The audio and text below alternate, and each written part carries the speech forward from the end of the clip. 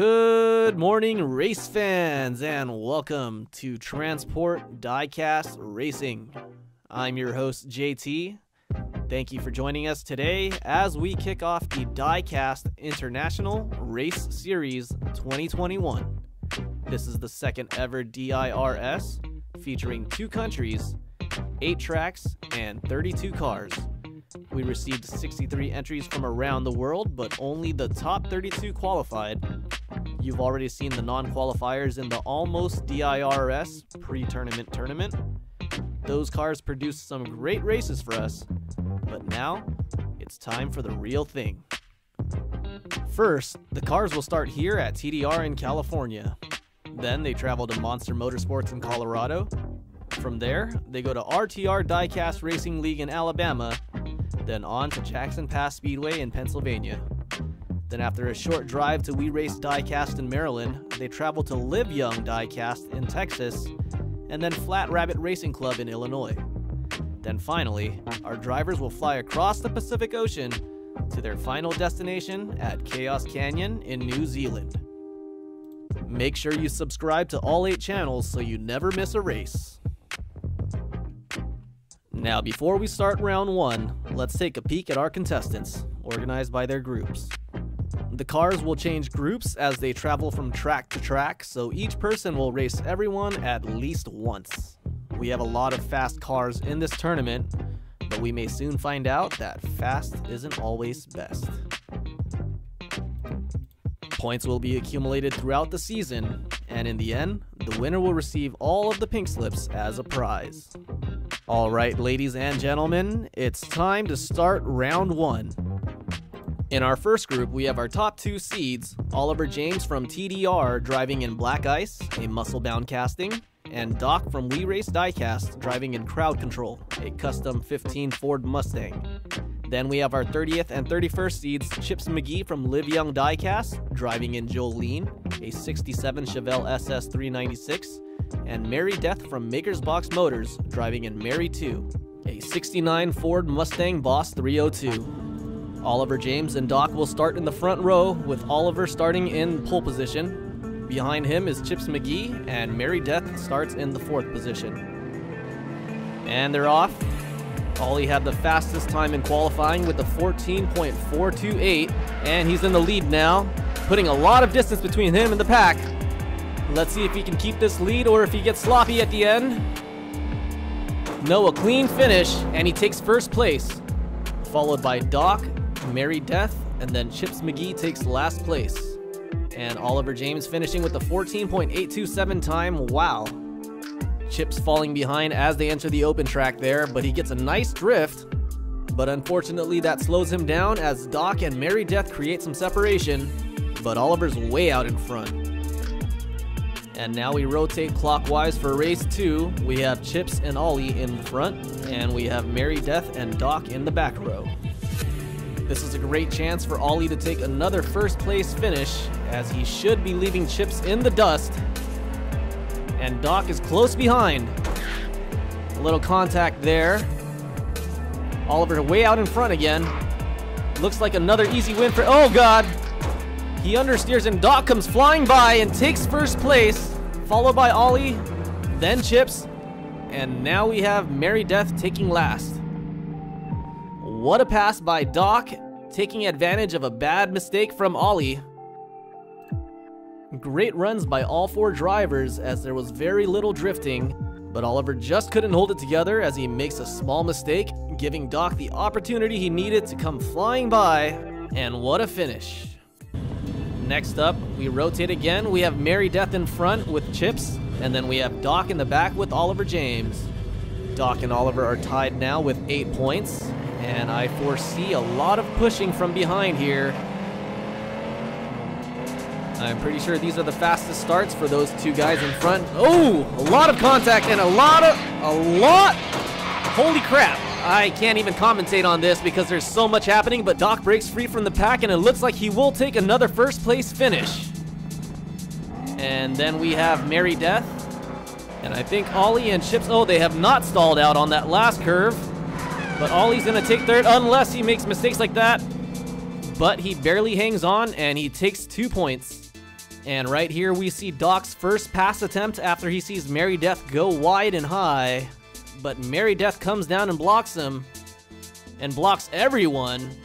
Everybody piling up now, but luckily Doc stays on the left and slips around the whole crowd. And I thought Ollie and Chips were gonna stall out there, but I guess they had enough momentum to finish the curve and finish the race. And so much contact right there, that was such a mess, but luckily Doc pulled through. And now we go up to race 4, we rotate again. Doc and Mary Death are in front, and Oliver James and Chips McGee are in back. Doc with the 3-point lead over Oliver James, who sits right behind him. And they're both getting way ahead of the other two. Doc loses control and slides out, but Oliver pushes him back into place, and Oliver trying to pass from the inside, but he gets blocked by Doc. And it looks like Doc will take another win. Oh no! Oh, Oliver with the pass after another bad drift by Doc. What a win. Oliver James now has 2 first-place finishes, and there we see a DNF from Mary Death and another DNF from Chips McGee. I didn't see how that happened, so let's take a look at the replay. A bad drift from Doc, the same drift that he does later on. It looks like Chips got sideways and clips his car and flips over. I hope he's okay. And apparently Mary Death tried to make a pass from the inside but was blocked by Ollie, who then gets blocked by Doc. And then a clean finish for these two, except for that last drift by Doc, giving Ollie the wide open lane to make a pass, which he does. And we should be able to see why Mary Death DNF'd. Yes, we do. A little bit of understeer, leading to a lot of drift. So these are our Group 1 results. Doc takes first place with 16 points, followed by Oliver James with 15, and then Mary Death with 6, and Chips McGee with 4. Things are not looking good for Chips and Mary, but there are 7 more tracks for them to gain points. And next up we have Group 2, with our 3rd seed Sneaky Bob of Vapor Racing driving in Purple People Eater, a Jaguar I-Pace E-Trophy. Our 4th seed Glenn Harding in the 2010 Chevy Impala.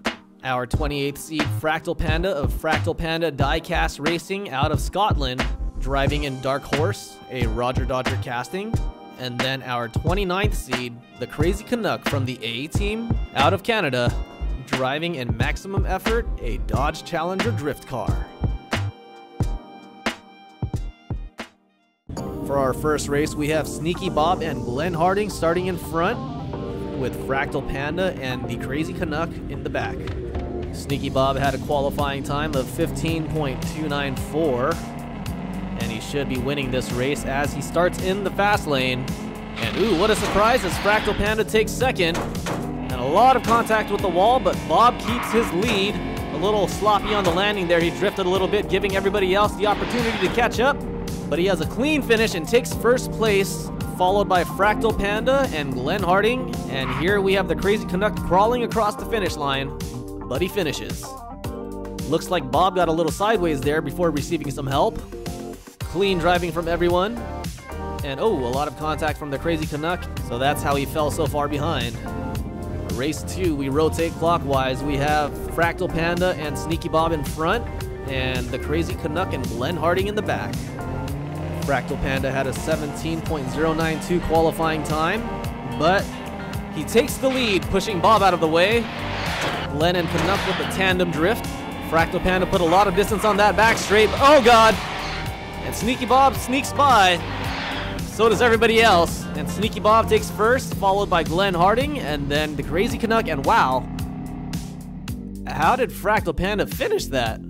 Fractal Panda goes wide and ends up going too high and slides out, and I could have sworn he was gonna stall there, but the Crazy Canuck must have tapped him and corrected him, giving him an extra point. We rotate start positions again. We have the Crazy Canuck and Fractal Panda in front, and Glenn Harding and Sneaky Bob in the back. Sneaky Bob with a 5-point lead over second place, and the Crazy Canuck battles it out with Fractal Panda, and he takes the lead. Glenn Harding pulls into second. A lot of contact there. The Crazy Canuck far ahead, but Glenn's catching up. He's gaining on him as he makes a push, but he doesn't go outside for the pass, but he does lose control. Oh, wow. Holy crap, Fractal Panda. I really hope he's okay because that was a gnarly crash. And Bob tries to pass Fractal Panda from the outside there, but he doesn't make it. But let's take a look at that Fractal Panda crash again because, my God. At least he crosses the finish line and gets himself another point. That would have been the worst place to DNF. Now for our last race, Glenn Harding starts in front with the Crazy Canuck, and then Sneaky Bob is next to Fractal Panda. Glenn had a very impressive qualifying time of 15.330, and he takes the lead, and so does Sneaky Bob. Sneaky Bob almost falls off the track as everybody else starts to bunch up, but Glenn now pulls ahead, and he's way ahead. Looks like Sneaky Bob slowed the pack down after almost falling off the track, and Glenn finishes in first, followed by Sneaky Bob, the Crazy Canuck, and then Fractal Panda taking last place again. And wow, it looks like Bob somehow went up the inside wall and almost fell off, but somehow manages to get back on the road and finish the race in second place. And after 4 races, we have Sneaky Bob in first place with 15 points, Glenn Harding in second with 13, the Crazy Canuck in third with 10, and Fractal Panda with 6 points. These are your standings after day 1. Join us next week for groups 3 and 4. Thank you for watching. Please like and subscribe.